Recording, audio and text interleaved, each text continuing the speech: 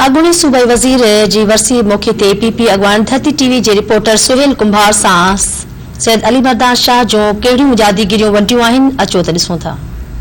कमर गोट खारोड़ सैद में मौजूद आहियूं जिते जन अॻूणे सूबाई वज़ीर जेके पाकिस्तान वटि एमपी मरून सैयद अली मर्दान शाह जी ॿी जेके वरसी है वो तकरीब मलाई पई। हिन वक़्तु जेके वरसी तकरीब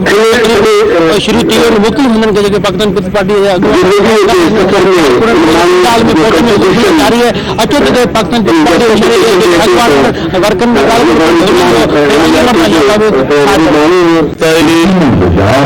शदीद किस्म के असांखे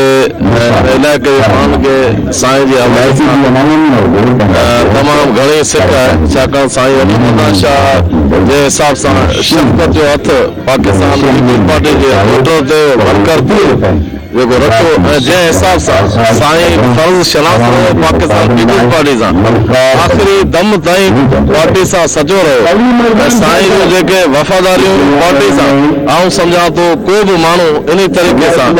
पार्टी सां वफ़ा न कंदो जंहिं हिसाब सां अली मर्दान शाह कई। साईं अली मर्दान शाह जे वञण खां पोइ पाकिस्तान पीपल्स पार्टी खे तमामु घणो नुक़सान थियो आहे। उन जे करे हिते जेका साईं अली मर्दान शाह